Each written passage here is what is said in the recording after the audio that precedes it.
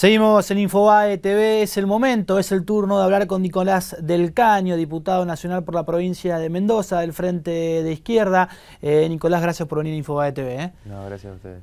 Un año que parecía tranquilo, se suponía que era el 2014, un año en el cual uno tenía que estar tranquilo porque el año en realidad movido es el año que viene. Se suponía que tenía que ser un año de tensa pero activa actividad legislativa, y nos encontramos con un año en el cual poca actividad legislativa, porque de hecho sesiones ordinarias hubo una sola en todo el año, y todos son tratamientos express del propio pedido del Ejecutivo, y nos encontramos ahora con un pedido, en realidad con una entrada por la ventana, de que se va a estar tratando, Nicolás, el proyecto oficial del nuevo Código Civil. Sí, fíjate que ahora nosotros, junto con todos los bloques, hemos presentado una nota al presidente de la Cámara, bueno, solicitando que esto se discuta en comisiones, que haya un debate en la Cámara de Diputados, porque el Frente para la Victoria aduce que el año pasado se trató en una comisión bicameral. La mitad de los diputados no estábamos en la Cámara. Claro. Es decir, hubo una renovación por la mitad, por lo cual de los 257, la mitad no tuvimos la discusión del Código Civil, ¿no? Más allá de que nuestra apreciación, por supuesto, alrededor de varios puntos polémicos, ¿no? ¿Cuáles son esos puntos polémicos? Por ejemplo, al menos desde tu banca, los que crees que sí o sí hay que discutir y que no pueden ser pasados por alto. No, el principal es alrededor de que se plantee que la vida existe de la concepción, ¿no? Porque deja abiertas las puertas a cercenar la posibilidad de que avance el derecho al aborto legal, seguro y gratuito. Por ejemplo, que este lunes vamos a hacer una conferencia de prensa con la campaña nacional por el derecho al aborto de distintas... ¿Crees que la sociedad argentina está preparada para la discusión del aborto? Sí, yo creo que sí, porque es una realidad, ¿no es cierto? Una realidad que 300 mujeres mueren al año por abortos clandestinos en nuestro país. Es decir, que en la última década murieron más de 3.000 mujeres por abortos clandestinos. Yo creo que está preparada porque es una necesidad para evitar la muerte, ¿no? de estas mujeres, con, por supuesto, una política que primero trate de evitar esa situación con la educación sexual, anticonceptivos. Creo que esto ha sido lo que vienen planteando distintas organizaciones de mujeres. Bueno, particularmente nosotros del PTS impulsamos la agrupación de mujeres Pan y Rosas, que siempre tiene un destacado puesto de lucha en cada uno de los reclamos por los derechos de la mujer, y bueno, en el tema del aborto es uno de ellos, ¿no? Entonces yo creo que, fíjate que nosotros en Mendoza, por ahí puede parecer como, tiene algunos elementos conservadores y se planteaba, bueno, no, Mendoza, nosotros uno de los puntos que planteamos fue el derecho al aborto legal, seguro y gratuito. Creo que hay una hipocresía, porque inclusive las encuestas plantean que la mayoría de la población está a favor, ¿no? Entonces creemos que tiene que terminarse la injerencia de la Iglesia y que tiene que existir el derecho al aborto legal, seguro y gratuito en nuestro país. Bueno, hasta ahora la presidenta es la responsable de que esto no suceda y que siga siendo terrible para todas estas mujeres que mueren por abortos clandestinos, ¿no? Teniendo en cuenta lo que viene dentro de lo que es el nuevo Código Civil, ¿hay algún otro punto que sea necesario tratar? Sí, hay otros puntos, están alrededor de las tierras y los pueblos originarios también. El de, ayúdame a recordar, el de responsabilidad del Estado es en el Código Civil. También. En el Código Civil. También hay puntos alrededor de la responsabilidad del Estado. Ese es tremendo. Claro. Eso es... Por eso te digo, hay muchas Para cosas. que la gente entienda, por ejemplo, la responsabilidad del Estado, estamos hablando, vamos a poner un ejemplo que es el ejemplo que estamos usando siempre cuando hablamos de este tema, masacre de Once, si se vuelve, a ver, no me gustaría, a ninguno le gustaría, pero ante cualquier circunstancia, no vamos a hablar de una masacre, usted está caminando por la estación de Constitución, se le cae una mampara, se cae un pedazo de cielo raso, le cae en el pie, se quiebra el pie, el Estado no tiene ningún tipo de responsabilidad sobre eso, porque no existe, no hay ningún funcionario. El funcionario que tenía que controlar que aquel que ganó licitación, que está haciendo uso de ese espacio, que es del Estado, no paga absolutamente nada. Por ponerte un ejemplo, para no ser agorero de malas situaciones ni piedra, ¿no? Pero un ejemplo bien burdo para que se muestre lo que es la responsabilidad del Estado en muchos casos. Por ejemplo, ningún funcionario va a poder ser responsable de su toma de decisiones. Claro, tengamos en cuenta, digo, esto, vos mencionás la terrible... en un país que lamentablemente, Nicolás, claro, fíjate, una y otra vez... Menem está absuelto por el Río Tercero, ¿no? Donde, bueno, las responsabilidades del Estado y después las responsabilidades, por supuesto, digo, más allá del Estado y las indemnizaciones a víctimas, después están las responsabilidades políticas, ¿no es cierto? Entonces, creo que ahí va a aumentar aún más la impunidad para políticos, digamos, en el país, y después que sí, es algo inadmisible, ¿no? Entonces, creo que ahora se quiere, esto nos enteramos hace 3 días, es decir, no estaba, inclusive porque un diputado del Frente para la Victoria por error envió a toda la Cámara que se iba a tratar sí o sí el proyecto este miércoles, 1 de octubre, ¿no? Entonces, ¿quién fue el diputado? No recuerdo ahora el nombre, pero bueno, igual esas cosas pasan en la Cámara, pero te quiero decir que es terrible, ¿no? Porque en una semana, sin ningún tipo de discusión en comisiones, de nada, tenemos el tratamiento de un código, como el Código Civil, o sea, estamos hablando... No, algo que es una columna rige, vertebral, claro, en la vida diaria de cada uno de los argentinos. Pero, Nicolás, te saco un poco del tema del labor legislativo, no te saco de la política ni en lo que te compete. Si ahora levanto el teléfono y te lo traigo a Sergio Berni acá, ¿qué le decís? No, bueno, yo creo que todo lo que se ha dado este año con respecto a los conflictos de trabajadores, donde Berni ha estado a la cabeza de la militarización de estos conflictos laborales, no, yo creo que bueno, le diría lo que le venimos diciendo, ¿no? Que no puede actuar de esa manera, e inclusive la gendarmería no puede estar 12.000 gendarmes por mes puestos al servicio de la patronal de LEAR para custodiar, digamos, el conflicto. Eso es lo que informó la ministra de Seguridad, que no puede ser que reprima de esa manera a los trabajadores. Inclusive lo del gendarme Carancho ha sido un escándalo, ¿no? Bueno, y escuchar a Berni después decir que en realidad cuando empezó a intentar explicarlo decía, bueno, se tropezó, después dijo que no, que puede haber sido un error, después dijo que estuvo bien, que sí, lo hizo intencionalmente, que no, bueno, para frenar los autos, bueno, todas esas cosas, que lo de la infiltración de Galeano, ¿no? Militar retirado que estaba a cargo de la fuerza de seguridad. Yo creo que, digo, lo del proyecto X en su momento, y ahora estas denuncias que nosotros hemos hecho del PTS y del Frente de Izquierda, creo que muestran claramente que la ¿sigue el política... proyecto X vigente? El proyecto X ahora se están haciendo todas las indagatorias, ¿no? Pero hay otro con otro nombre, ponele. Y eso tendrían que decir desde la Gendarmería si existe con otro nombre, pero digo, de hecho tenemos los gendarmes filmando en las movilizaciones, ¿no? Y teníamos a Galeano, ¿no? Una persona que estaba de civil, que yo mismo lo he visto estando del lado de los manifestantes en un momento, ¿no? Que una trabajadora lo reconoció, que había sido el que había dado la orden de golpear a este chico en el auto, ¿no? Que estaba manejando cuando se tiró Torales.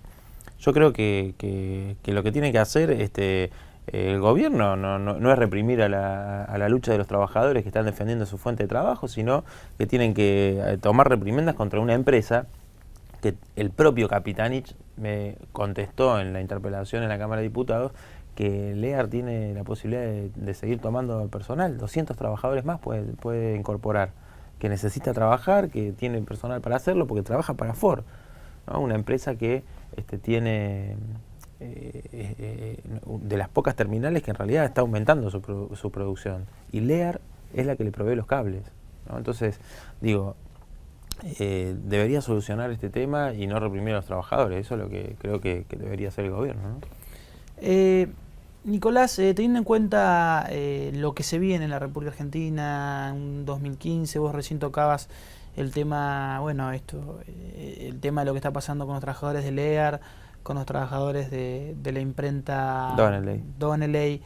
en realidad tiene una discusión mucho más profunda, que es en qué situación está la República Argentina en términos de estabilidad laboral, ¿no? En términos de ocupación.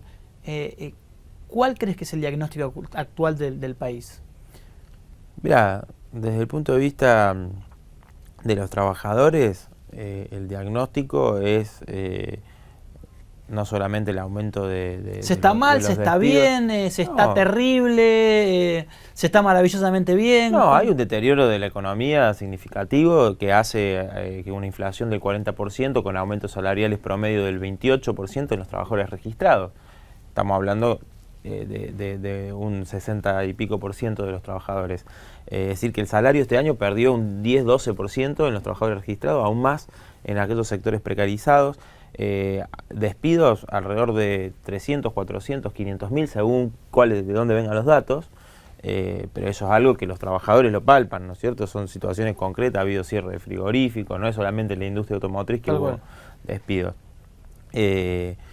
Las jubilaciones aumentaron 3.231 pesos, un jubilado. Yo otra vez en la Cámara decía, bueno, está bien, nosotros apoyamos que se amplíe la moratoria, pero presentar como algo, una epopeya y algo épico, lo que ha hecho el gobierno por los jubilados, con 3.231 pesos, vos pensás que, ¿qué hacemos con eso? Y nada, o sea, muy poco, ¿no es cierto? Entonces, bueno, aparte tengo mi viejo que cobra ese monto, te quiero decir que la situación para los trabajadores va en ese sentido. Y las perspectivas, el gobierno, vamos al tema de los buitres, el fallo de Griesa, todo eso fue algo que empantanó el plan del gobierno, que era recomponer la relación, digamos, con el capital internacional, volver a tomar crédito por la falta de inversión. Bueno, el fallo de Griesa empantanó eso, porque venía cumpliendo como el pago de la indemnización de 6.500 millones a Repsol, el arreglo con el Club de París, bueno, y todo lo que viene pagando la presidenta, que volvió a decirlo ayer, más de 190.000 millones de dólares, orgullosos pagadores seriales. Todo eso ahora ¿La presidenta miente cuando habla? Y depende de qué punto de vista lo veas, o sea, miente en el sentido de que a veces... No, o sea, miento no, sí o no, es una...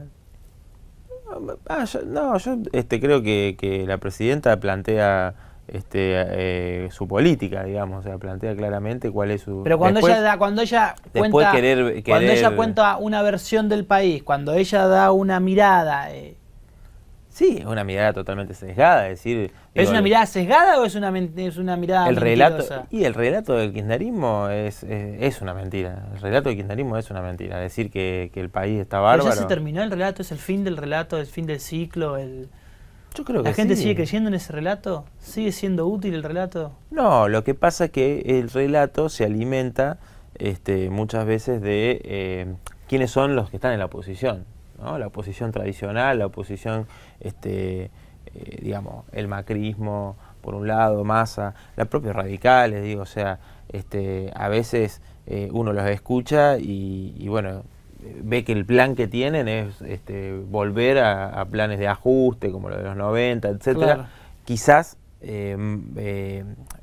compiten con el gobierno en cómo aplicar esos ajustes, ¿no? Porque el gobierno aplicó un ajuste, la devaluación del 26% que aplicó en enero fue un ajuste.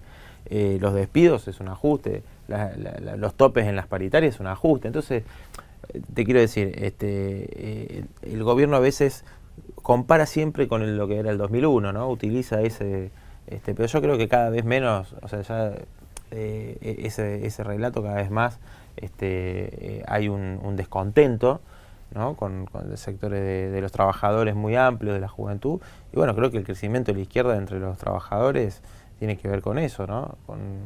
Con cómo ya el gobierno, y fíjate que bueno, el gobierno en las fábricas, los aliados son los Pignarelli, ¿no? O sea, sí. Se viene discusión por el presupuesto. ¿Van a dar pelea? Mira, el presupuesto, sí, nosotros vamos a rechazar ese presupuesto porque tiene algunas cosas claras, ahora lo estamos desglosando, pero ya 12.700 millones de dólares de pago de la deuda, ¿no? Cercano al 50% de lo que son las reservas. Bueno, no están planteados la suba del mínimo no imponible. Nosotros del Frente Izquierda planteamos que se elimine para la cuarta categoría, pero ni siquiera está estipulado una modificación, ¿no? Subir el mínimo no imponible. No están pautados los aumentos de salarios. Cuando fue el ministro Kicillof a la Cámara de Diputados, ni siquiera hizo mención, cuando hizo un balance como diciendo, bueno, estamos mal, pero no tanto, este año fue un deterioro, pero no tanto. No habló, cuando dijo vamos a hablar de los trabajadores, no habló de la caída del salario. Claro. ¿No? Y para el año que viene tampoco no están estipulados aumentos. Hacen cálculos de inflación en función de estadística que, bueno, no sé, ellos piensan, después fuerzan, digo, todo eso, ¿no? Porque, fíjate, ahora se vota el presupuesto, pero después el gobierno vota la ley de emergencia de fin de año y redirecciona, ¿no? El dinero para donde ellos quieren, ¿no? Entonces me parece que, digo, hay inclusive en exenciones impositivas a lo que son los empresarios, hay más de 100.000 millones de pesos en exenciones impositivas. No, son números que evidentemente no. O sea que no se justifican, no sé si no cierran, no se justifican. Claro, o sea que los empresarios van a seguir el negocio en precios está, o sea, es como claro. la de ustedes, muchachos, no se preocupen, la de ustedes está. Exactamente. El resto vemos cómo lo hacemos. Exactamente. Nicolás del Caño, diputado nacional del Frente de Izquierda por la provincia de Mendoza, gracias por estar en Infobae TV. No, gracias.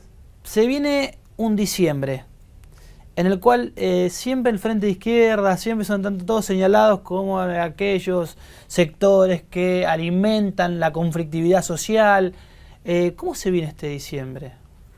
Porque para el gobierno nacional el Frente de Izquierda ahora se transformó en el culpable de todos los males. Una época fue Duhalde, una época fue Macri y ahora es el Frente de Izquierda. Sí, bueno, no, nosotros siempre hacia fin de año, como junto de otros, a los trabajadores y otras agrupaciones, siempre se va a plantear la necesidad de bonos de fin de año para los trabajadores.